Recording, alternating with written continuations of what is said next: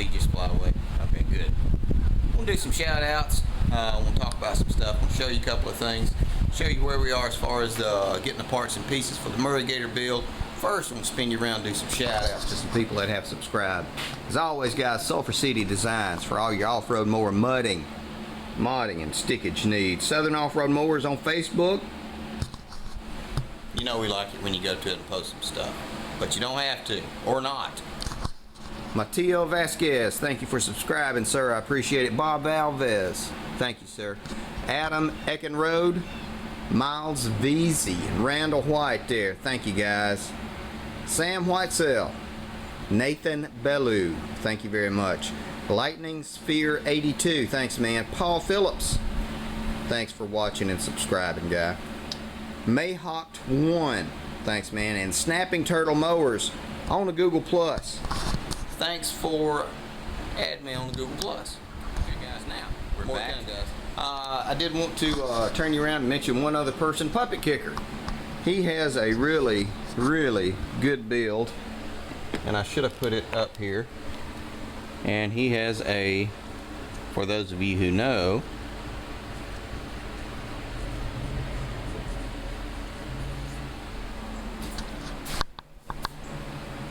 he has a 4x4 Craftsman that he just finished up. Now, there are some signature builds that you end up making not knowing, but that's a really good build.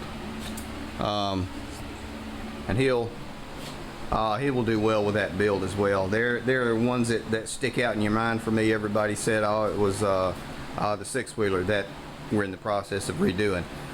But there are certain builds that kind of put your name out there. So, Puppet Kicker, really good build, man. More to come, guys. We have somebody dropped this off for me, so I'm going to have to go through it shortly. I'm not going to bore you with the details of the cussing and screaming of me working on the weed eater, the little 2-cycle. Because as you all know, if you've watched my channel, I don't work on 2 cycles. So I told him I'd work on it. I don't know why I do that. But, did want to give you an update as far as the Murray Gator goes. They are in the process of putting that, cutting the keyway down through there for me. And they're going to trim it down to size. So that's going good. I may get it back Friday or Saturday. It's one of those buy them lunch kind of deals, so they do it at their pace whenever they get around to doing it, when they have a minute between all the pay and stuff. So I sure know how that is.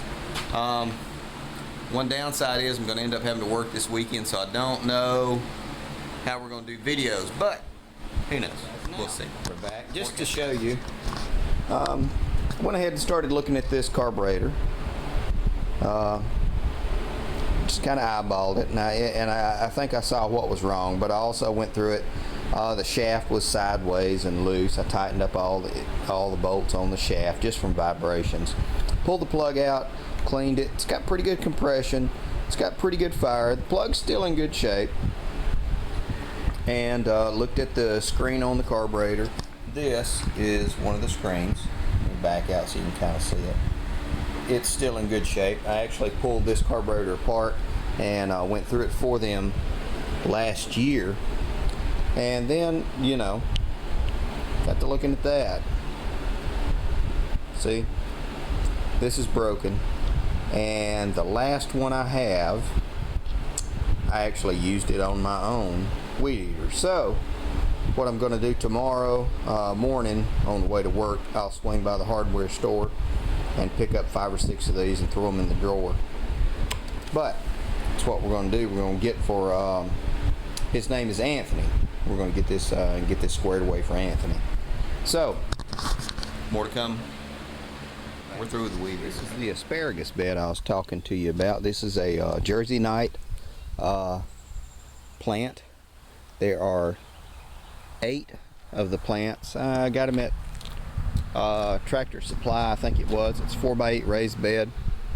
The wood, which is 2x6x8, so it's a 3 pieces of wood, $5 a piece, were $15. The dirt was $13. That is 1 yard, 1 scoop, I believe, of good screen topsoil. This, the downside to the asparagus is it takes a long time for it to grow. It'll be 2 years before you can really harvest, and you don't ever have to worry about the plant. So it's going to be a long term. We're going to do another bed here, the same size 4x8 of garlic.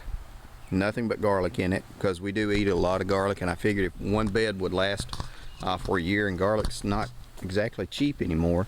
And then we do another bed long ways, and I'm not really sure what we're going to do here. This is going to be full sun, probably some kind of herbs that we use a lot. So, but I'm going to take you over to the shop side real quick. More to come. Okay guys, we hadn't made it over to the shop side yet, but I did want to show you that, if you can see it.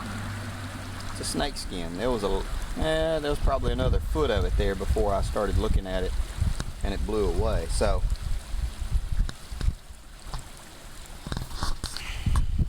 this is the snakiest place I've ever been in. Alright, now we're going up to the shop side. More to come. Okay guys, now we're back. That is the MTD. The motor is coming out at 17 and a half. Yeah, 17 and a half, runs great. That is going in the Craftsman, taking that Tecumseh motor out. Mike Marin, I don't know if I'm going to shoot it yet or not. I just don't know. I'm kind of running behind on stuff because I'm real work's been kind of picking up. So, Mike, I don't know if I'm going to shoot it yet. This one, we're going to get this one cleaned up and ready. I may sell it while it is in the process of being sold, though we're going to use it to cut our regular grass as well. So I've got the deck over around here somewhere, maybe over there for it, and we'll get this guy squared up and get it out of here. And this is the reason why I came over here.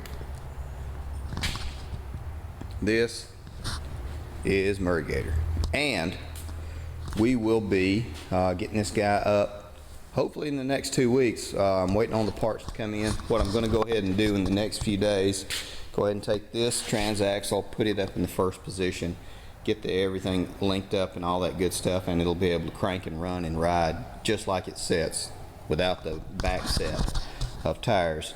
Then we're going to measure and get that axle squared away. The footprint on these tires is going to be offset from the front. I'm thinking I want to try that and see what it looks like. So if you're riding in a rut, you won't be, because these tires are going to be offset slightly. But I'm just curious to see how that'll do. Bigger footprint, bigger traction, different area. It might be better, it might be worse, who knows. We're going to find out though. So this guy's going up front. We're going to have one transaxle, and the back end is going to be chain driven with sprockets, and that is what we're looking at. And I think I'm going to offset it by, I don't know, maybe 4 inches on either side. Who knows? I'll have to get that measured out real quick before they do any serious, before they cut the bar, because I got a 4-foot bar, so I've got 4 feet to work with. So I'm going to wrap it up here for today, I believe. But don't worry guys, Murray Gator's coming back. Love my 6-wheeler. I did want to mention, a lot of people have been sharing my videos, and I thought that's pretty cool. I never thought about it before. That's pretty cool. So I think what I'm going to do, if you start sharing the videos, I want to try to say, try to figure out a way to say thank you for doing it. So what I would do, I do get a notice when you share my videos. So what I'm going to do, if you start sharing the videos, I will do my very level best to mention you again and give you another shout out.